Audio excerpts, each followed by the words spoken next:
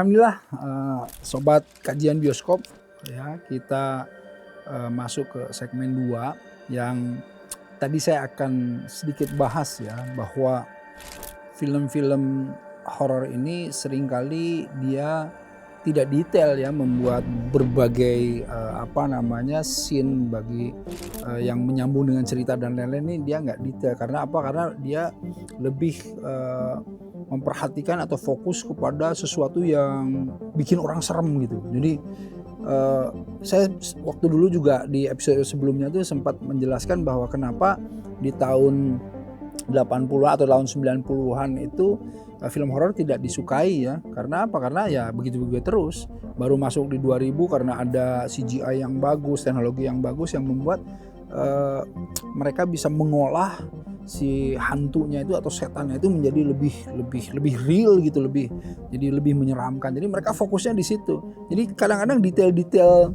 story ya itu nggak diperhatiin. Jadi seperti logikanya nggak nyambung dan lain-lain gitu. Kita akan lihat nih ya, salah satu yang mereka nggak riset ya, mereka memunculkan aja opini atau pendapat saja ya, atau mereka mengangkat bahwa ada yang namanya ruh itu atau arwah itu masih bergentayangan selama 40 hari. Ini nggak berdasar sama sekali. Coba deh lihat di ininya, di trailer. Coba lihat.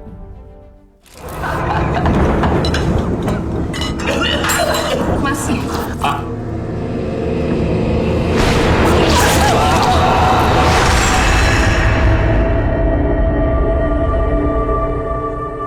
Din, kamu kan tahu kalau orang meninggal belum 40 hari, arwahnya masih ada di sini.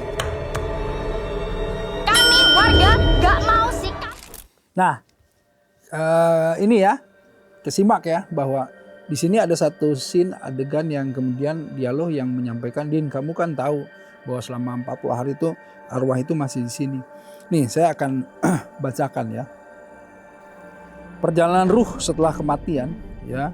Kalau kita lihat di dalam surah Al-Mu'minun ya, di Al-Quran disebutkan hatta iza ja'a ahadahumul mauta qala rabbirji'un la'ali amalu salihan fima taraktu kala innaha kalimatun huwa qailuha wa min waraihim barzakhun ila yaumi yub'atsun. Hingga apabila datang kematian kepada seseorang dari mereka, dia berkata, ya Tuhanku, kembalikan aku ke dunia agar aku dapat berbuat kebajikan yang telah aku tinggalkan. Sekali-kali tidak. Sungguh itu adalah perkataan yang diucapkan saja, dan di hadapan mereka ada barzah sampai hari mereka dibangkitkan. Jadi barzah itu ada penghalang. Jadi kalau mereka sudah di alam kubur, dia nggak bisa gitu. Ya, tidak bisa dia keluar dari alam barzah atau dari alam kubur gitu. Nah, ini juga dijelaskan juga nih di dalam hadis. Ya. Innal abda iza wudi'a fi qabrihi wa tawalla anhu asabuhu hatta innahu la yasma'u qur'a ni'alihim ya'tihi malakani. Sesungguhnya apabila seorang hamba diletakkan dalam kuburnya dan teman-temannya meninggalkan hingga ia mendengar suara sandal mereka, maka datanglah 2 malaikat kepadanya. Jadi artinya di fase alam kubur atau alam barzah ini adalah fase pemeriksaan yang dia tidak bisa lagi kemudian keluar dari sini gitu. Jadi ada pendapat-pendapat yang berdasarkan dari sesuatu atau hadis yang dhaif yang menyebutkan bahwa 40 hari masih ada dan lain-lain, itu tidak dimungkinkan.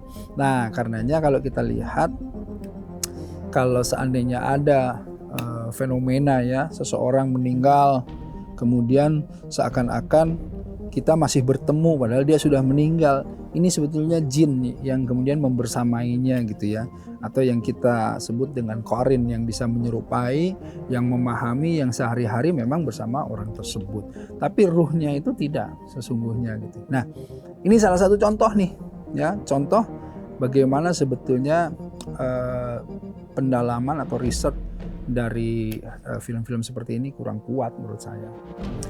Baik, ada pertanyaan dari kreatif apa aja? Ada nih Ustadz, jadi kan seperti yang Ustadz sudah sampaikan ya, bahwasannya eksistensi sihir itu benar adanya nih menurut kacamata Islam. Nah, Kalau misalnya di film ini sendiri tuh Ustadz digambarkan ada adegan nih, utamanya si ayah itu di awal terkena sihir sampai dengan meninggal. Nah ini kan serem banget nih Ustadz. Ya. Itu tuh bener bisa sampai segitunya nggak sih Ustadz? Kalau menurut kacamata Islam bisa sampai merenggut nyawa? Masih.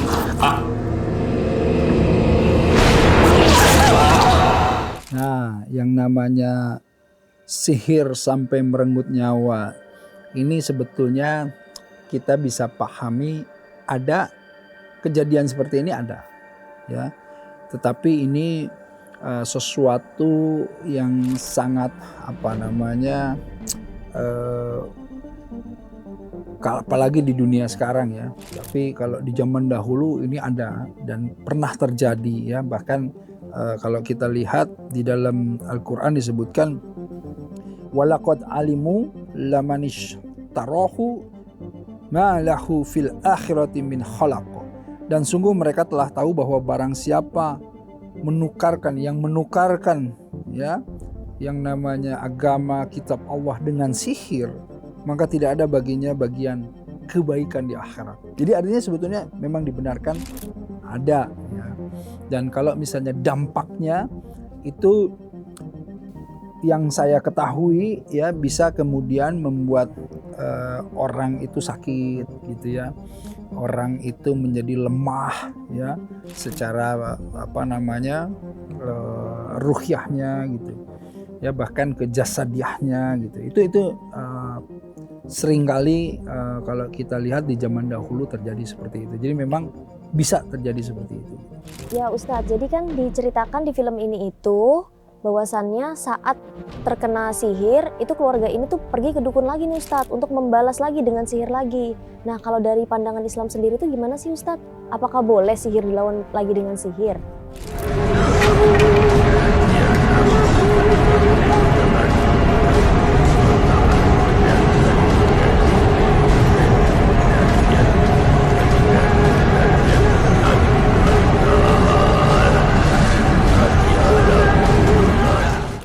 Nah, ini saya bacakan hadisnya ya. Man atta kahinan au arrafan fasaddaqahu bima yaqulu faqad kafara bima unzila ala Muhammadin. Jadi barang siapa yang mendatangi peramal atau dukun lalu mempercayai apa yang disampaikan atau dikatakannya, maka sungguh dia telah kafir atau telah tertutup atau terhalang dengan apa yang diturunkan oleh Rasulullah SAW atau Nabi Muhammad. Nah, intinya kita ini dilarang untuk mendatangi dukun atau peramal, ya, atau tidak datang pun mempercayai apa yang disampaikan oleh dukun atau peramal. Nah, karenanya tidak bolehlah seseorang itu kemudian tadi pertanyaannya dia dapat sesuatu sihir dan lain-lain dan kemudian datang lagi kepada tukang sihir gitu ya. Wah, ini jadi masalah yang sangat berat gitu ya. Nah, intinya kalau seandainya kita merasa ada sesuatu yang gaib ya, sesuatu yang secara medis tidak dinyatakan sehat seperti tadi, tapi kemudian ada beberapa hal yang kita rasakan mistis atau gaib yang kemudian terjadi, kita itu sebetulnya harus memperbanyak zikir. Makanya gini, orang-orang mukmin itu terhalang dari hal-hal yang buruk-buruk ya, dari hal-hal sihir dan lain-lain. Kenapa? Karena mereka menjaga diri mereka dengan sholat, ya, menjaga diri mereka dengan zikir, dengan berdoa setiap saat. Karena kan dicontohkan Rasulullah SAW, keluar rumah berdoa, naik kendaraan berdoa, turun berdoa, makan berdoa, minum berdoa, mandi berdoa, pakai baju berdoa, mau tidur berdoa, bangun berdoa. Coba, nggak ada yang nggak berdoa, betul nggak? Nah, disitulah sebetulnya kita terlindungi gitu. Nah, jika seandainya ya kemudian ada sesuatu hal yang kemudian tadi disampaikan sama saya terjadi seakan-akan kena sihir atau mungkin kena sihir betul, ini sudah dicontohkan baca 3 qul. Ya, pertama adalah surat Al-Falaq, An-Nas, dan Al-Ikhlas. Nah, inilah doa atau surat-surat penolak bala atau penolak dari sihir. Nah, jadi kalau kisahnya kenapa surat ini juga diturunkan, karena salah satunya itu dia bisa kemudian menolak dari sihir yang kemudian diinikan kepada Rasulullah SAW. Itu kurang lebih. Oke, iya masih ada nih Ustadz nih. Jadi di film ini tuh ada sosok hantunya nih Ustadz kelihatan. Nah di sosok ini juga tuh saat orang ini ketakutan, dia tuh baca ayat kursi nih sebagai penangkal ceritanya. Tapi malah hantunya ikut baca ayat kursi tuh Ustadz. Nah itu menurut Ustadz tuh gimana tuh dalam pandangan Islam? وسع كرسيه السماوات والأرض ولا يؤوده حفظهما وهو العلي العظيم. Ini menarik ya, kalau yang ini menarik gitu ya. Gini, kok bisa ketika si setan itu misalnya atau yang dianggap hantu itu dibacakan ayat kursi, ikut baca ayat kursi gitu. Sesungguhnya gini ya, ini mungkin kalau yang saya ingin tegaskan gitu. Yang ditakuti oleh setan ya, itu sebetulnya bukan manusia ya.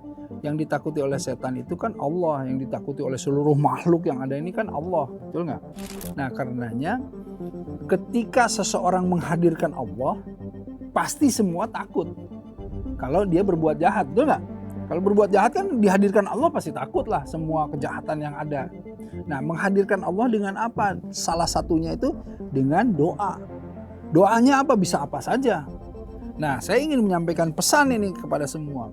Bahkan ketika baca ayat kursi, satu ayat yang sangat powerful, kalau kamu nggak yakin, kamu nggak beriman, kamu kemudian tidak menghadirkan Allah, ya nggak jadi apa-apa. Nah itu tuh pesannya di situ. Jadi Allahu la ilaha illahu wal hayyul qayyum la ta'khudhuhu sinatun wa la naum, tapi pikirannya tidak menghadirkan Allah, rasanya tidak menghadirkan Allah gitu, hanya mengambang saja. Nah, itu sebetulnya tidak terjadi apa-apa. Tapi orang yang hanya ta'awudz, a'udzubillahi minasyaitonir rajim, ketika dia betul-betul mengatakannya dengan menghadirkan Allah, paham kan maksudnya menghadirkan Allah teh? Jadi sungguh-sungguh gitu. Kayak kamu kalau lagi doa sungguh-sungguh, kalau lagi susah gitu. Nih ya kalau sahabat semua lagi ini muka-muka susah misalnya.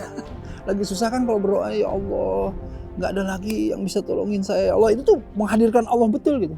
Tapi kalau doa biasa, ya Allah, saya minta inilah rezeki hari ini. Tapi sambil santai, sambil nggak ada keseriusan dan lain-lain, itu nggak menghadirkan. Nah di situ maksudnya. Jadi jinnya juga ikut baca. Ya mungkin jinnya tahu gitu surat ayat kursi ya, tetapi jin ini saya kira kalau dia baca ya dia takut juga karena dia akan melecehkan Quran. Kalau dia melecehkan Quran, si jin ini wah dia terbakar, udah terbakar ya habis lah, hancur gitu ya. Nah, jadi saya kira poin yang saya bisa lihat itu kita nggak bisa baca ayat kursi atau apapun kalau kita tidak meyakininya atau kita tidak menghadirkan Allah. Poinnya hanya itu ya. Jadi pesan saya itu sebetulnya bahwa dalam setiap saat zikir-zikir, doa-doa yang kita kemudian panjatkan itu harus menghadirkan Allah. Jangan sampai kemudian kayak di film ini ya, tapi kan tentu lebay film ini mah. Jinnya jadi ikutan gitu ya. Kalau jinnya ikutan baca ayat kursi jadi jin Islam. Kalau jadi jin Islam udah nggak mungkin aku takutin, benar nggak? Ada jin yang baik, jin yang disebut jin Islam, yang masuk dalam keislaman, yang mendengarkan dakwah-dakwah Rasulullah SAW. Makanya ada kisah di Masjid Al-Jin gitu kan ya. Nah kalau jinnya sudah bisa ayat kursi, dia baca ayat kursi ya masuk Islam lah gitu ya. Jangan jadi jin kafir kan begitu. Nah kesana pandangan saya ya. Tapi karenanya saya juga nggak pernah menyarankan menonton film horor, karena ya saya bisa menyimpulkan bahwa kalau mengambil manfaat dari film horor tuh ya mungkin sampai nggak ada gitu ya. Makanya saya nggak pernah menyarankan ayo nonton film horor, nggak buat apa gitu nonton film horor gitu ya. Nah walaupun ada film-film yang saya dengar juga yang membuat orang tuh menjadi tergerak untuk kemudian berhijrah dan lain-lain. Saya juga dengar ada itu ya, mudah-mudahan gitu ya. Tapi saya tidak menyarankan orang menonton, membuat film horor dan lain-lain.